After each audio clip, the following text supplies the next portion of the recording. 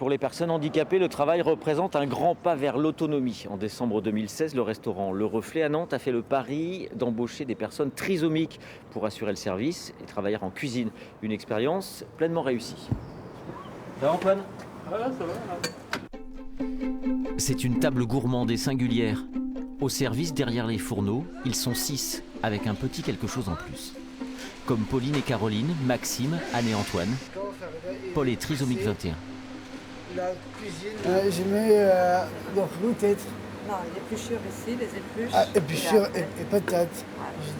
Je fais la cuisine, je sais faire tout, un crème chantilly, une tarte au mangue, tarte au citron, mais oui, chocolat, c'était excellent. Le Reflet a déjà 1 an d'existence. Le jeune homme y travaille depuis son ouverture, à raison de 24 heures par semaine. Désormais, Paul gagne sa vie. J'ai un CDI, oui. J'ai un contrat. J'ai un salaire. Je gagne la monnaie, l'argent. Comme tout le monde. Comme tout le monde. Un pas de géant vers l'autonomie tout en douceur, grâce à la bienveillance de Farida, hyper disponible. Paul a bénéficié d'une attention toute particulière dans les premiers temps. J'avais besoin de dégager du temps pour me consacrer pour lui, pour travailler dans le calme, pour pouvoir le former un peu plus. En 6 mois, on a vu l'évolution de Paul, quoi. Que ce soit au niveau comportement, au niveau professionnel, relation aux autres. Donc oui, ça l'a fait grandir, le fait de travailler. Le Reflet, une extraordinaire aventure humaine avant tout.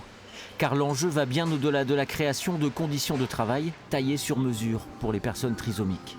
L'idée, c'est à la fois de pouvoir créer de l'emploi et puis également pouvoir créer un lien entre eux et puis le reste de la société, parce que voilà, dès qu'on est différent, on nous met un petit peu de côté et cette rencontre a peu souvent lieu. Et tant qu'on banalisera pas cette rencontre, le regard aura un peu du mal, je pense, à évoluer. À jeudi. À jeudi, essaye d'y porter. Un travail et demain qui sait l'indépendance. Ce mois-ci, Paul ne rentre pas chez ses parents. En transport en commun, il regagne seul le foyer d'accueil et d'hébergement de l'association L'Étape. Je vais montrer la pièce de... On fait plein de choses à manger. On se sert tout seul, comme un grand. Il faut apprendre à grandir. Nous, on est là pour accompagner justement pour que l'autonomie puisse l'acquérir et évoluer à ce niveau-là. Qui découvre aussi ses capacités. Si des fois il n'a pas l'occasion de pouvoir faire, je prends un exemple, à manger chez lui, ici on va lui donner la possibilité d'expérimenter ça. En prenant le temps avec l'un d'entre nous. Faire une liste de courses, ouais, voilà, faire des courses, préparer la cuisine avec lui. Gérer un budget. Tu voudras aller où alors quand tu n'habiteras plus chez tes parents? Moi, j'aimerais bien aller, moi. Ici, moi. T'aimerais bien venir ici? Bah oui, hein. À chaque fois qu'on le récupère, je lui demande bah alors tu vas rester? Il dit non. Plus tard, il va refaire un stage. Et puis de toute façon, ici, il n'y a pas de place, donc ça l'arrange aussi. Mais voilà, il faut du temps, je pense, pour appréhender cette nouvelle vie-là, quoi. C'est la 3e fois que Paul séjourne ici, sur des périodes de plus en plus longues. Un temps qui fait grandir.